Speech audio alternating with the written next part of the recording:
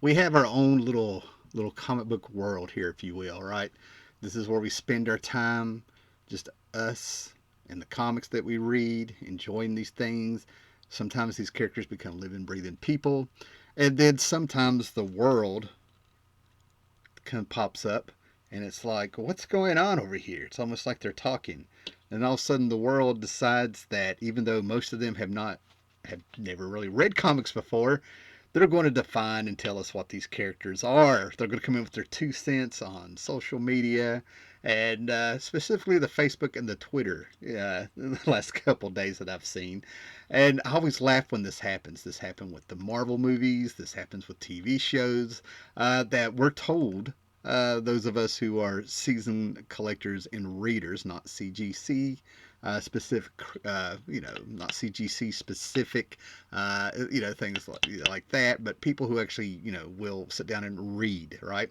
You can be a comic book collector and have some CGC books, but if you're nothing but a CGC collector, you're in between these two worlds here and stuff, right?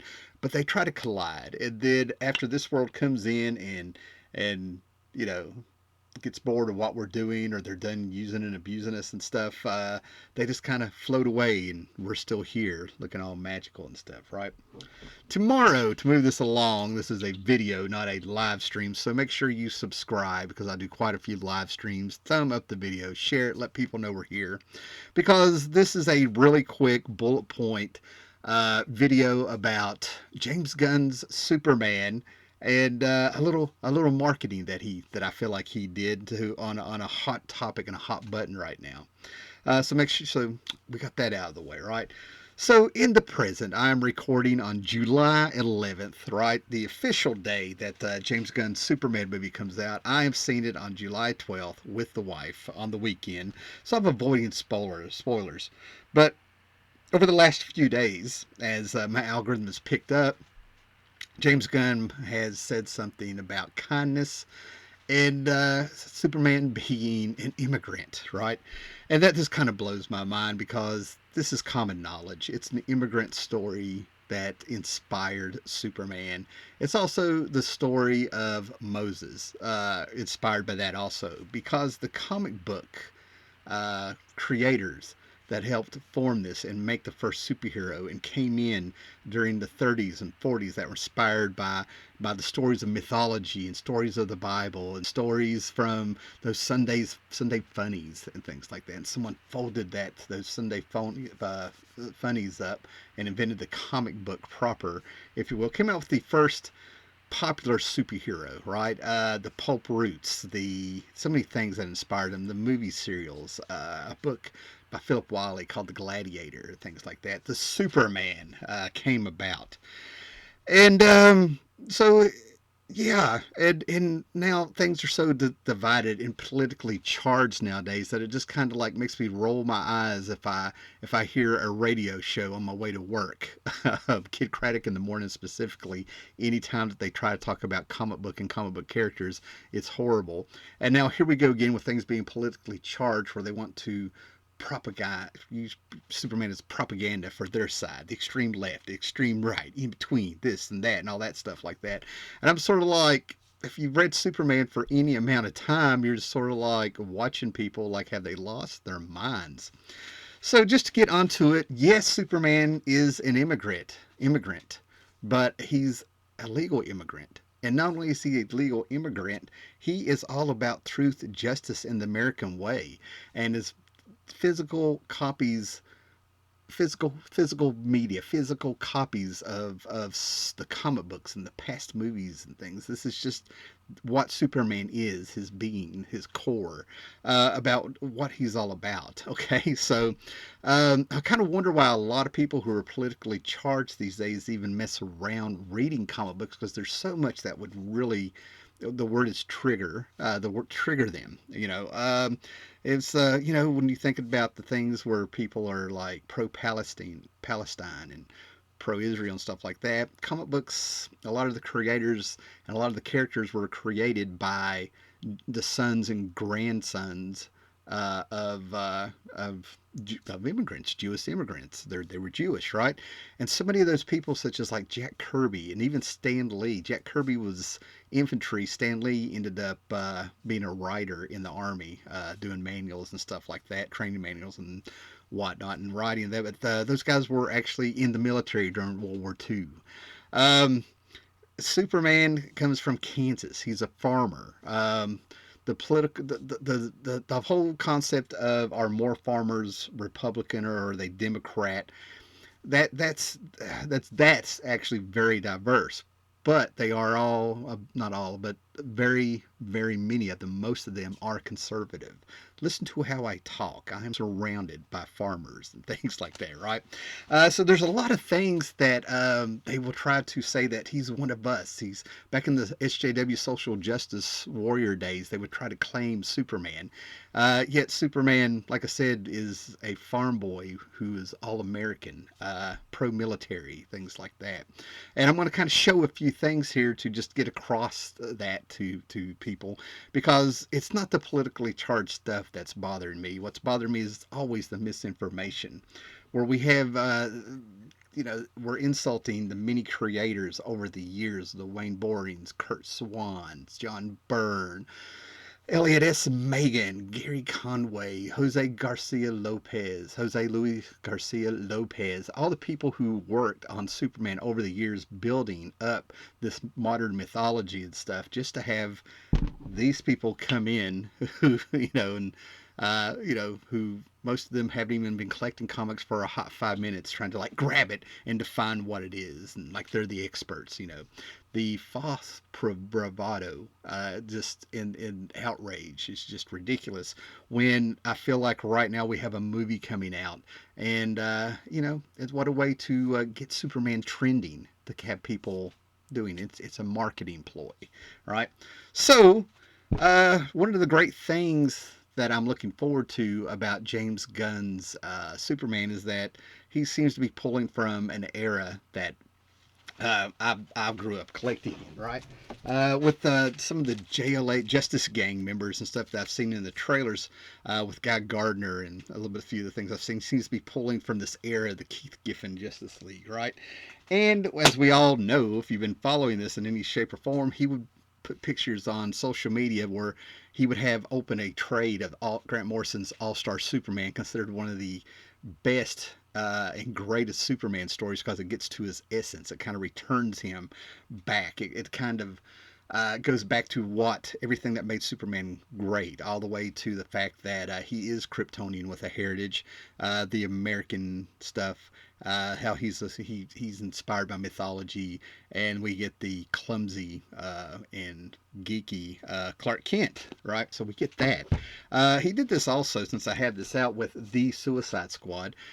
This Doom Patrol and Suicide Squad crossover from, I think it's 88, excuse me, is what he had open to kind of keep the tone of the Suicide Squad that he did, right? So the man knows his comics, you know what I mean? And he pulls out some really cool stuff. It's very unpredictable, right?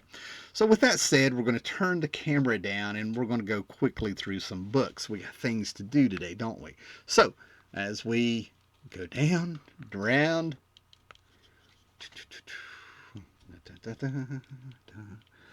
yes, we are all in this together. All right, what do we got there? All right. Okay, that took a little longer than usual, but we are there.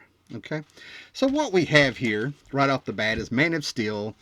Okay, this is leading up to what would have been Superman's 50th anniversary. This is from 1986 by John Byrne, where we get a revamped Superman. And Byrne revamped Superman by going all the way back to the beginning of Action Comics #1, right? Which can be found and retold and slightly updated if you can't afford Action Comics #1 and Secret Origins #1, where Roy Thomas, Wayne Boring, and Jerry Ordway came in and kind of retold the origin of the Golden Age one, right?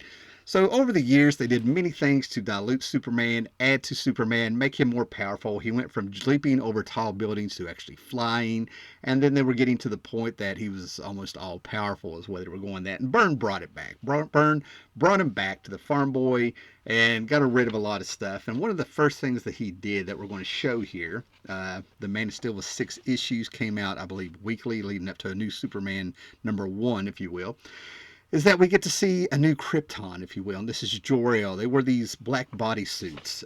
Each Kryptonian lives in their own tower. It's a very um, sanitized, almost. They look human, but they are no longer human. Almost emotionless society, right?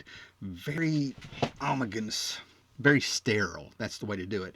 And when it comes time to make new Kryptonians, if you will, because they're very long lived thanks to these black bodysuits and stuff like that, they are picked. Jor-El and Laura were picked. They didn't know each other. They were not lovers. And she is just appalled by the fact that he has gone to the gestation chamber and pulled their son. The genetic material is put in this gestation chamber. And as we go into the gestation chamber and she launches the child into space, if you will, the unborn child, he will land in Kansas. And when he grows up, his father takes him out to show him his true origins. You're not just your son. We found you. We were driving down. Everybody should know the story. We were driving down the road, and we saw what we thought was a meteor land in this field, and it was you, and it was in this gestation chamber. And when it opened, there was Superman. It was already open. But he's recalling the night the gestation chamber opened.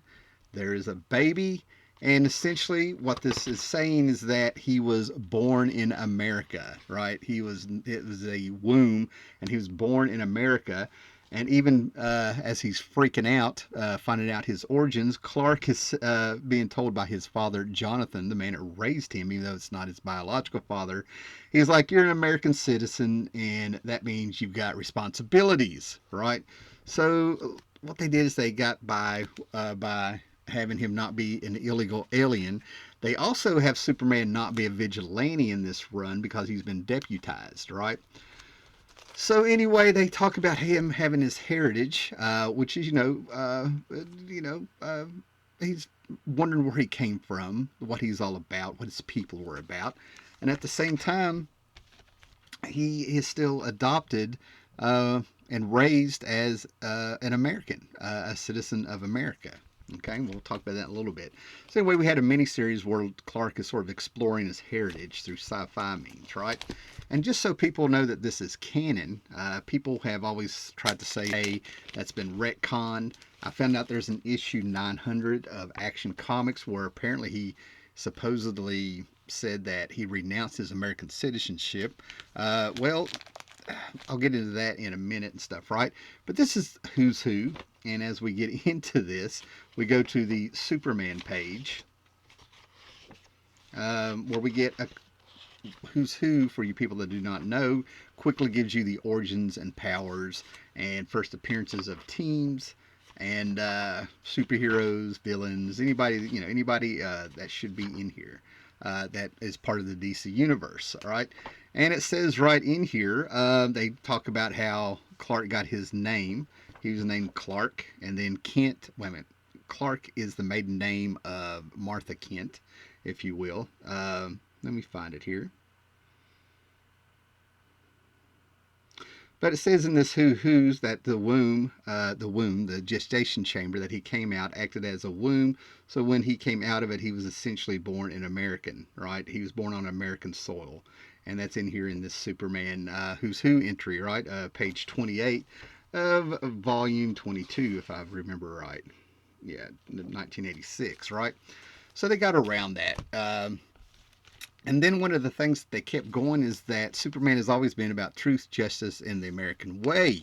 The radio show, the TV series, and that sort of adapted from that. He was born in Kansas, hardworking farm boy, went to a little school, all American, right? And that's kind of what James Gunn said he was pulling from with some of the books that he was talking about. of Superman. So we're going to get into this, but in this one, this is the issue after. This is Superman 53 from 1991. Superman has just told Lois Lane that he is actually Clark Kent. He has to do. There's drama. They have to deal with it. It is a comic, but he's been called up by the U.S. military, right, to do his patriotic duty, where they have this major or president. He was a major when Superman first met him, and the military wants him to escort this guy because forces around the world want him dead, right? A terrorist group, because this is a terrorist country of Iraq, right? I think Marv Wolfman he created this, and Superman also had already went to he lost it in a previous issue of Adventures in Superman, which I'm kind of wondering if that will be worth some money one day. Adventures of Superman 427 without American sanction, and just went off on the country. And as he does his civic duty, the Russians are involved, and there's somebody else involved. Plus, the man is trying to escape. We get our political drama here. So basically, Superman's wondering, feels like something is up. Why am I the one that's here doing this? And it turns out there's missiles shot at the man from submarines. It's definitely, there's a conspiracy. And he's just kind of following orders, but he's still feeling like something is not quite right, right? So when we get in here, we find out that there's a Sons of America organization where this military leader, they were onto him the whole time. We know all about your renegade group. You fronted the Sons of Liberty, and they've all been rounded up. One of our sons realized U.S. military personnel would die in this attempt on Marlowe, so he helped us set you up. So this was actually also a trap, right? And, it's kind of like what it feels like today a little bit, don't you think? A little bit here. So anyway, as we get in here, Superman finds out that they've been cooperating with the big, person who leads this terrorist country for 6 months. And Superman's like, 6 months? Do you know how much evil this man has done in 6 months?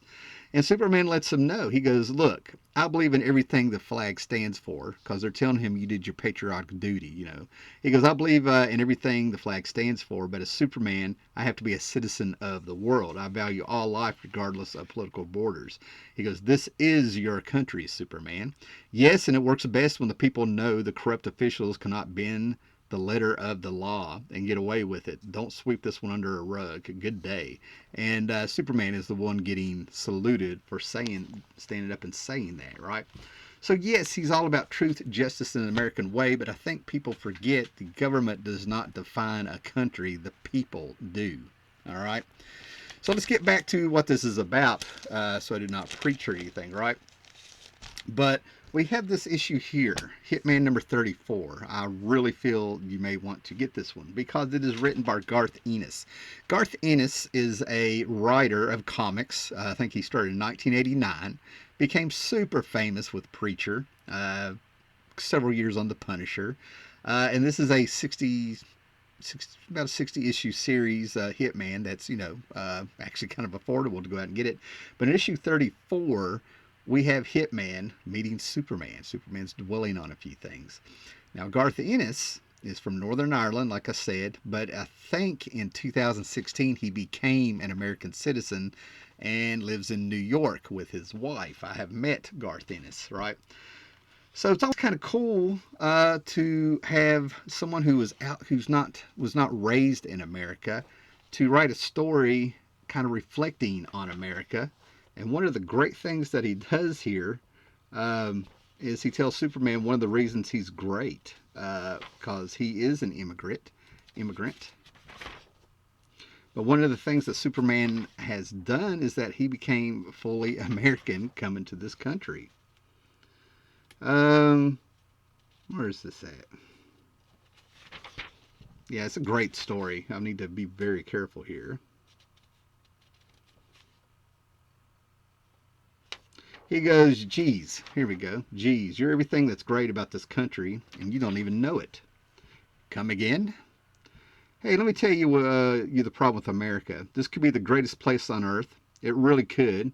You got all these different people coming here to get away from the oppression and poverty, all looking for a better life. What do? They hang out onto all the things that got them into trouble in the first place. They want to go on fighting the same wars and hating the same people they did in the old world. They all want to be Italian or Greek or Irish or Polish or Russian or African or Vietnam else or Cambodian or whatever. So they hang out on all that stick to their own kind, and everyone starts being suspicious of everyone else. And for what? Culture, history? What the hell is that? A bunch of stuff you folks said you had to believe in all that life, all your life, all that stuff you had to believe in all your life. Does that make it real? But you, man, you showed up, showed them how it's done. You're the classic immigrant guy who joins, who comes to the States and joins the melting pot. It's like you're saying, okay, I'm from planet Krypton or wherever, but that's all in the past. I'm starting over. I'm American. What can I do to help? Right? So that's an immigrant who became a citizen with his viewpoint and how he sees what America can be. Now, it's one thing I like patriotism. I'm very proud of where I'm from. I'm also aware that thanks to YouTube, that I'm seen in other countries over the years, and I have watched other people from other countries over the years. And one of the things I absolutely love is when someone from Great Britain loves being from Great Britain. When someone from Canada absolutely loves, you know, they love being Canadian and being from Canada. So patriotism is not just an American word. Patriotism is for us all. So yeah, Superman is an immigrant, but he's a legal immigrant, and he's everything that in him being an immigrant, as you can see there. There is substance to him, to his origin. There is metaphor with his origin, and everything that how and why he symbolizes hope in this world, right? Now, there's an Action Comics 900 that I've heard about that I do not have, but I don't really think it so much matters because if I'm right, it came out in 2009, 2010, right when DC Universe rebooted their entire universe with the DC 52. And I feel like that whatever was going on in that book was a stunt because they knew that it was not going to matter. Okay, so if I ever get Action Comics 900, I'll read it and see what happened in it. Some people are saying, why have you been bringing that up? Well, I'm trying to give you full transparency. There's been many retcons, and some people will try to argue back and forth that this is not Superman, right? Well, Superman can be a lot of things to a lot of people, but at his core, this is what he's about, okay? And you also got to understand, Superman also died and came back, right? These are comics. Just because a melodrama or a stunt for sales or whatever was going on happened, they always sort of go back to the status quo. Superman had a red had a blue costume in the 90s, and then we found out that he had split into two people, and he was Superman Red, Superman Blue with different costumes. He even had a mullet at one point, and he always comes back to being this. So anyway, thanks for spending time listening. Make sure you like, subscribe, thumbs it up, and yeah, if you, I'm avoiding spoilers, but in the future, if you guys tell me what you thought about the movie, or if you have any of these comics, or if there's anything else about Superman that you think people should read, right? Anyway, later, guys. Be excellent to each other.